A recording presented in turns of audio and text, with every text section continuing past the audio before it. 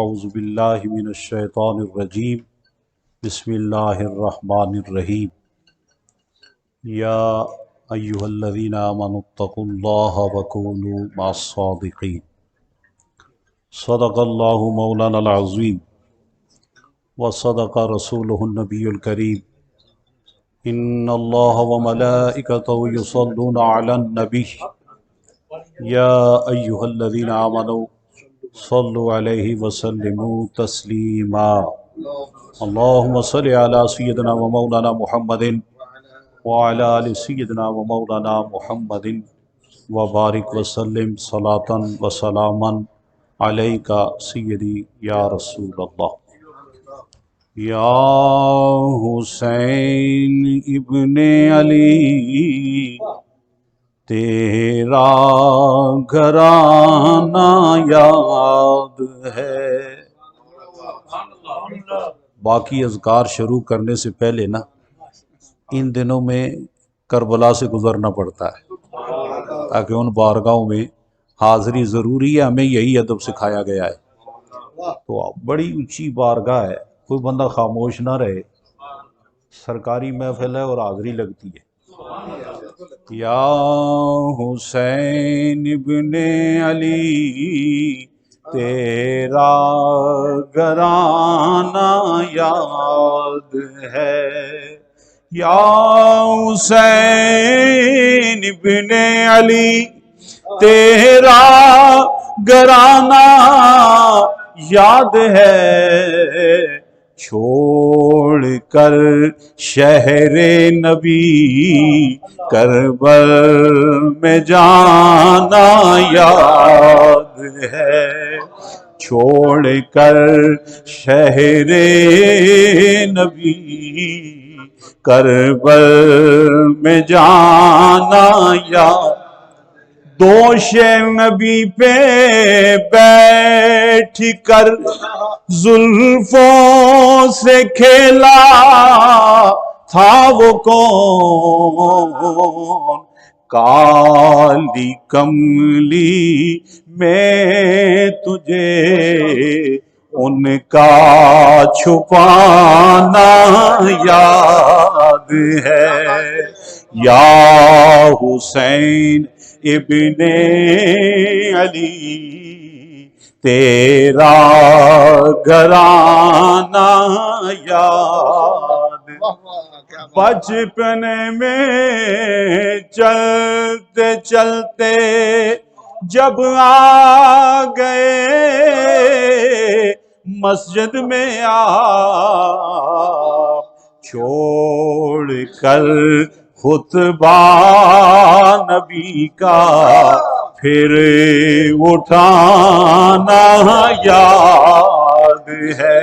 سب پڑھیں یا حسین ابن علی تیرا گھرانہ، سیدہ کی لوریوں کی تاثیر سب نے دیکھ لی، نو کے نیزہ پر تیرا قرآن سنانا یاد ہے، یا حسین ابن علی تیرا گھرانہ۔ اور اس کے مقطع میں نے ایک عرض کیا ہے، ذرا اس کو دھیان سے سنا۔ بارگاہ خاص سے جو کرم تھا میرے شیخ پر، بارگاہ خاص سے جو کرم تھا میرے شیخ پر، خاص بندوں میں وہ سالک ان کا بتانا یاد ہے، خاص بندوں میں وہ سالک ان کا بتانا سب پڑھ لیں یا حسین ابن علی تیرا گھرانہ نہایتی احترام کے لائق علمی خانوادہ کی چشم و چراغ حضرت قبلہ مفتی صاحب اور برطانیہ کے رات دن میں ایک آواز مسلسل گونج رہی ہے اور سدا بہار آواز کے مالک سوز بھی رکھتے ہیں اور ساز بھی قبلہ عبد القادر نوشائی دامت برکاتہم العالیہ اور محبتوں عقیدتوں کے سفر کے جتنے مسافر ہیں عزت والے بھی ہیں وقار والے بھی ہیں اور بہار والے بھی بفضل تعالی اس سے پہلے جو محفل تھی جس میں میں یہاں حاضر ہوا تھا اور یہاں کھڑے ہو کر میں نے منقبت پڑھی تھی اور جو وجود اس محفل میں آفتاب و مہتاب بن کے چمک رہا تھا وہ میرے مرشد کریم حضور شیخ العالم رحمت اللہ تعالی علیہ. اس لیے میں جیسے ہی مسجد میں داخل ہوا تو میں ان کی یادوں کی محفل میں داخل ہو گیا. آج وفا کا پیکر اور عجز و انکساری کا تھم حضرت قبلہ صوفی باصفا قبلہ پیر عبد الرحمن نقشبندی صدیقی. برطانیہ میں جب مرشد پاک کے نسبت اور تعلق کے ساتھ برمنگم آستانے میں پہنچا تو جس شخصیت کے لیے اس وقت خلیفے کا لفظ استعمال ہو رہا تھا وہ پیر عبد الرحمن صدیقی. آج سے 23 سال پہلے کی بات کرتا ہوں. سوچنا پڑے گا, دیکھنا پڑے گا. عام سا درویش آدمی ہے, بہت بڑا لینڈ لارڈ بھی نہیں ہے, بہت ساری کمائی کر کے بہت سارے گھر بھی نہیں بنائے, بہت ساری گاڑیاں بھی چلائیں, بہت بڑی بزنس بھی شروع نہیں کی, بہت بڑے بڑے لوگوں میں اٹھا بیٹھا بھی نہیں ہے. بس ایک کام اس نے کیا ہے کہ مرشد کامل تلاش کیا ہے, گیا ہے اور بک گیا ہے, بیٹھا ہے اور بیٹھ ہی گیا, قدم بوسی کی تو جھک کی گیا, اپنا آپ فنا کیا, مرشد کے عشق میں فنا ہوا, یادوں میں اتنا غرق ہوا اور وفا میں اس انتہا پہ پہنچا. وہ بھی فضائیں ہیں برطانیہ کی, موسموں کے بدلنے کی طرح جہاں فضا بدلتی ہے. بڑی بڑی وفاؤں کے دعوے کرنے والے چھوڑ جاتے ہیں.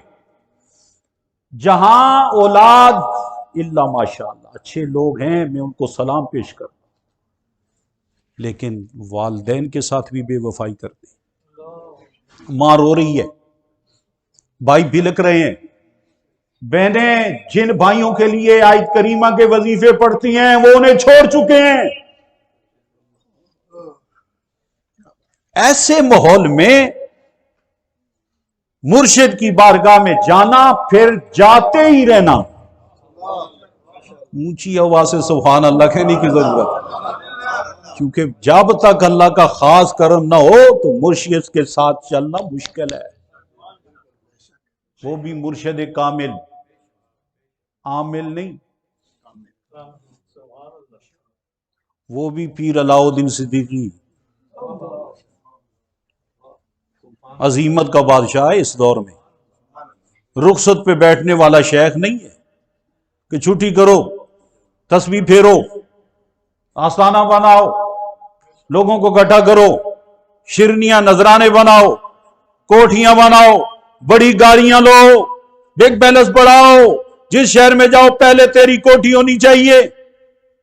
وہ یہ شیخ نہیں ہے. اس نے نذرانہ ضرور دیا ہے, لیکن جو نذرانہ بھی آتا اسے اللہ اور اس کے رسول کی نظر کر دیا. اور پھر یہ نہیں ایک مسجد بنا کے بیٹھ گئے خیر ہو گئی, سال کے بعد عرس کرنا ہے، کوئی مسئلہ نہیں، ایک محفل سجانی اور نہیں، ہر سال نیا پروجیکٹ۔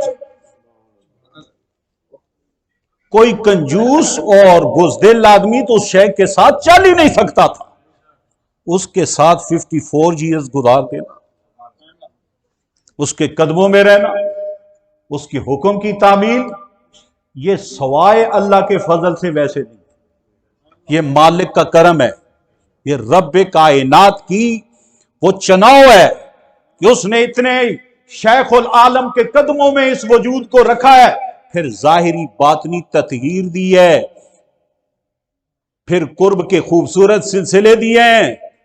ایک دفعہ خود قدموں میں بیٹھ کے عرض کر رہے تھے اور میں سن رہا تھا، عرض کر رہے تھے حضرت صاحب کی خدمت میں، حضور جو آپ نے مجھے عطا کیا تھا نا، وہ میں پڑھتا ہوں، چلا جاتا ہوں جالی شریف کے قریب، لیکن آگے سے پردہ نہیں ہٹتا۔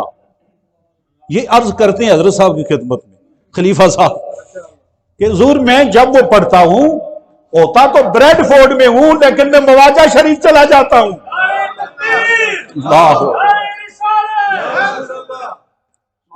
لیکن ہوتا یہ ہے کہ حضور جالی تک رہتا ہوں۔ آپ فرماتے ہیں تھوڑے دن رہ گئے ہیں، پردہ ہٹنے والا ہے، یہ حضوری ولی ہے، وفا مسلم ہے، مرشد راضی ہے، مجاہدہ پکا ہے،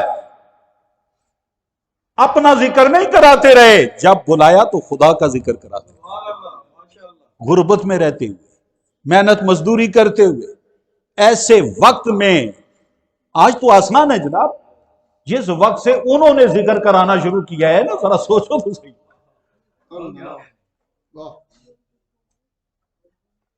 لیکن ذکر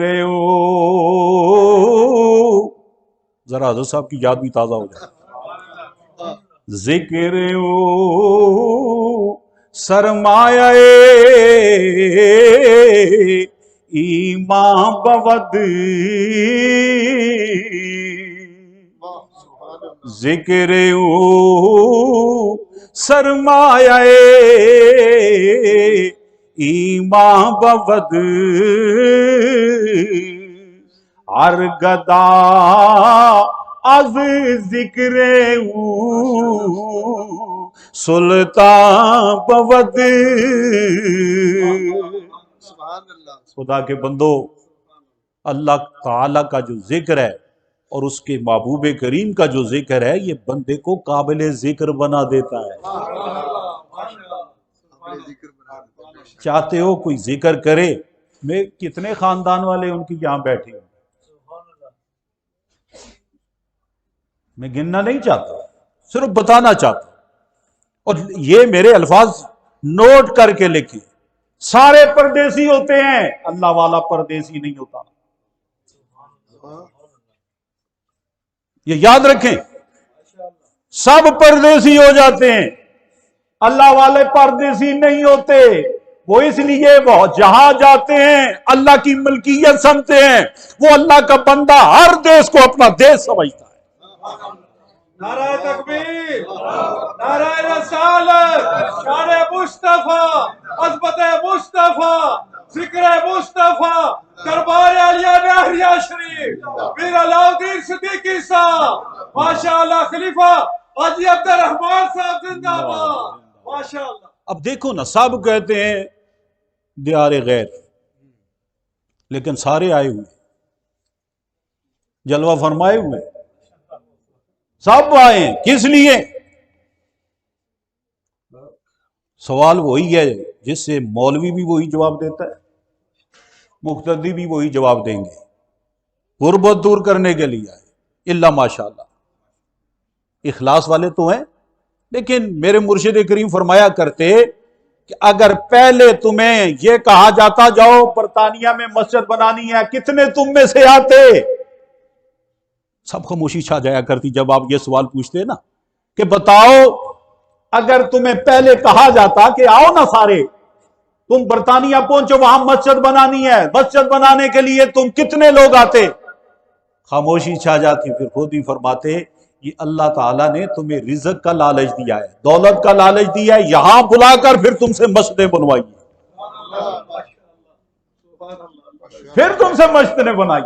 اب بتاؤ نا، دیار غیر ہے لیکن اس دیار غیر کو خیر بنایا ہے تو اللہ والوں نے بنایا، اللہ کا ذکر کرا کرا کے بنایا، نبی پاک کی محبت میں رلا رلا کے بنایا، اہل بیت کا پیار دے دے کے، صحابہ کا وقار کی خطبے سنا سنا کے، اور اللہ کے پاک بندوں کے درویشوں نے آگے بڑھ کر مرشد کامل کی فکر اور ذکر کو آگے بڑھایا ہے، اور معاملہ یہاں تک پہنچا ہے وہ اس دیش میں رہے ہیں، اس دیار غیر کو خیر بنانے میں مصروف رہے ہیں، دنیا سب پردہ کر گئے ہیں، آج بھی ان کا ذکر خیر جاری ہے۔ یہ گر دے گئے ہیں، یہ سر دے گئے ہیں۔ اب دیکھو نا، سارے آئے ہیں، وطن تو ہم نے بھی چھوڑا ہے، وطن تو ہم نے بھی چھوڑا ہے، وطن حضرت ابوبکر صدیق نے بھی چھوڑا ہے، عثمان غنی نے بھی چھوڑا ہے، عمر فاروق نے بھی چھوڑا ہے، علی المرتضیٰ نے بھی چھوڑا ہے، دیگر صحابہ کرام نے بھی چھوڑا ہے، وطن انہوں نے بھی چھوڑا ہے، اب میں نے بھی چھوڑا ہے، آپ نے بھی چھوڑا ہے، چھوڑنے میں زمین آسمان کا فرق۔ اور وطن حضرت امام علی مقام نے بھی چھوڑا۔ وہ خدا کے بندو، آج تو میں مدینہ شریف چند دن چلے جائیں تو آخر میں پھوٹ پھوٹ کے روتے ہیں کہ نہیں؟ گنبد خضرا پہ نظریں دوڑا دوڑا کے روتے ہیں۔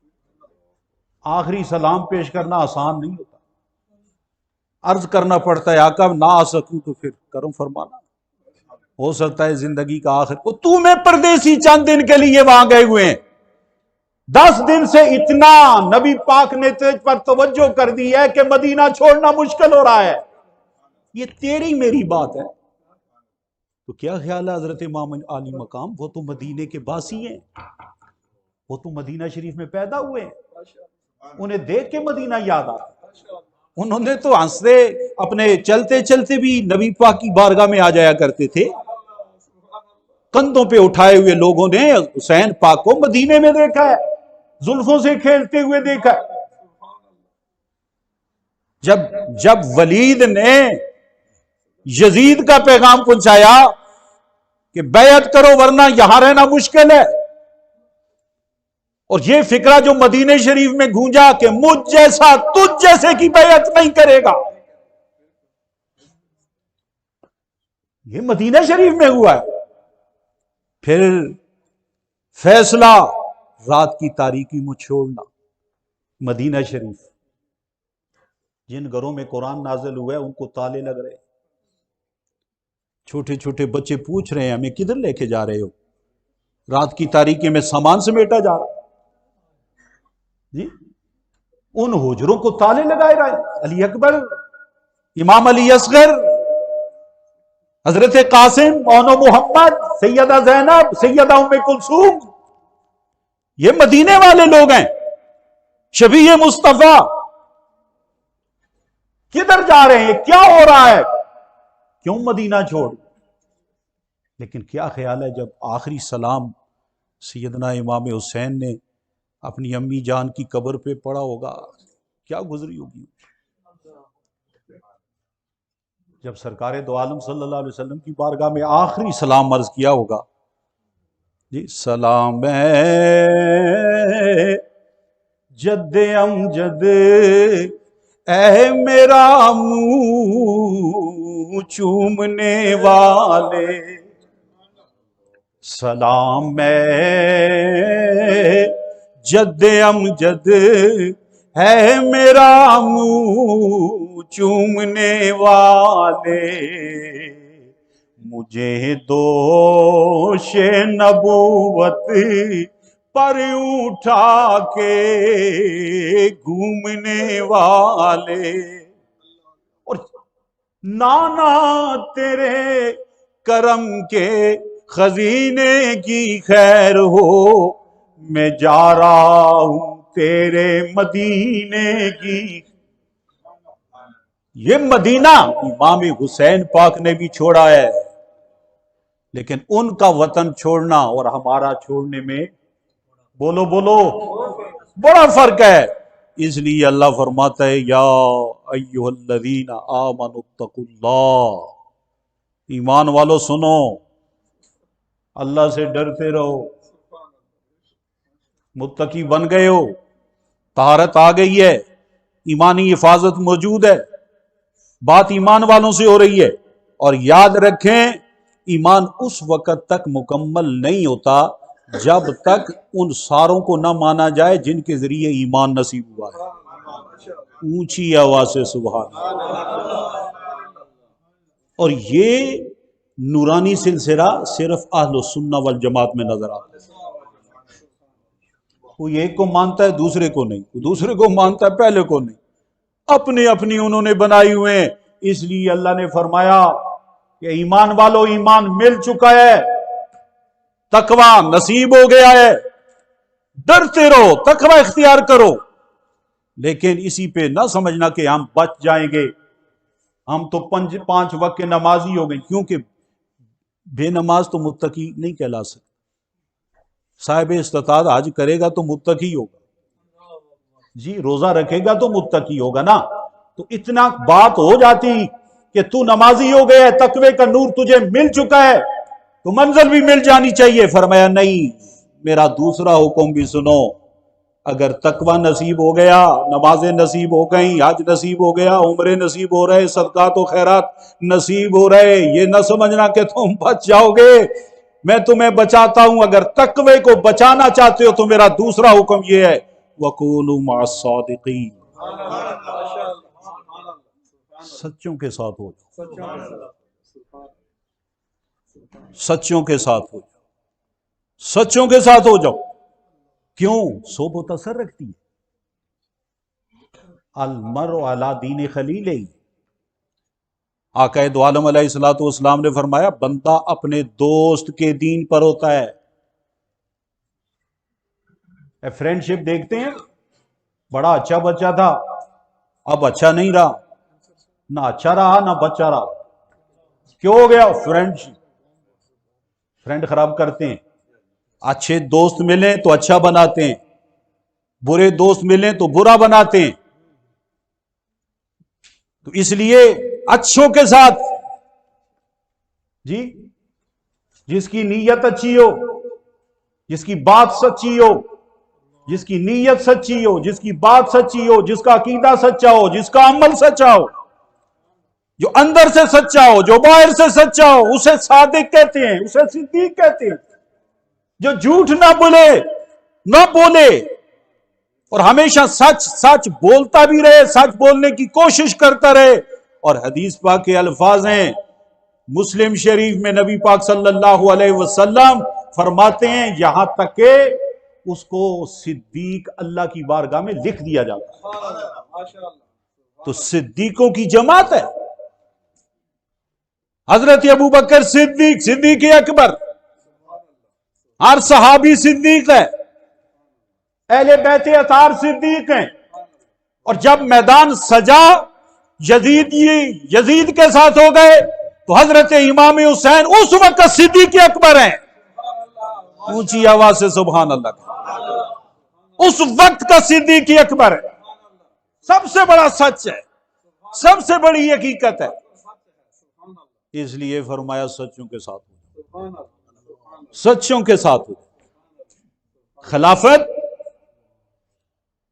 ملوکیت میں بدل رہی ہے، یزید امیر المومنین کا ٹائٹل لے رہا ہے نشے میں تو شریعت کی حدیں پامال کر رہا ہے، ستیلی ماؤں سے نکاح کرنے کے پروگرام میں حدیں پھلانگ رہا ہے۔ اور میرے مرشد فرمایا کرتے نبی پاک کی شریعت کے خوبصورت صورت میں یزید دبے لگا رہا ہے، دبے۔ ایسے وقت میں حضرت امام حسین علیہ السلام نے یزید کے مقابلے میں کھڑے ہو کر شریعت بچائی ہے، ورنہ امیر المومنین کا ٹائٹل لیتا تو خلفائے راشدین جو امیر المومنین جو خلیفۃ المسلمین ہیں ان پر لوگوں شک کی نظر دیکھتے کہ ایسا بھی امیر ہو سکتا ہے، ایسا بھی خلیفہ ہو سکتا ہے۔ حضرت امام حسین کی انہیں نظروں سے دیکھا تھا نا کہ نظام مصطفیٰ نازل بھی ہوا ہے، نظام مصطفیٰ نافذ بھی ہوا ہے۔ انہوں نے خلیفہ کے طور پہ دیکھا، امیر المومنین کے طور پہ حضرت ابوبکر صدیق دیکھی، حضرت فاروق اعظم دیکھیں، حضرت عثمان غنی دیکھیں، حضرت مولا علی شیر خدا دیکھیں۔ اس لیے انہوں نے کہا اس لیے فرمایا میں تیری بیعت نہیں کرتا۔ تو حضرت حسین نے اس وقت حق سچ کا ساتھ دے کے شریعت کو بچا کے قیامت تک کے لیے اسلام کو زندہ کر دیا۔ یہ نشانی ہے کہ محفل کا اختتام۔ تو اب الحمدللہ مجھ سے پہلے بھی قبلہ مفتی صاحب نے خوبصورت بیان، پھر خوبصورت آواز کے ساتھ خوبصورت کلام، اب ذرا وہ بہار اور وہ ذکر جس میں ہم سب بھی گرفتار ہیں، اور اسی تھوڑا سا ذکر کریں گے اور پھر ہم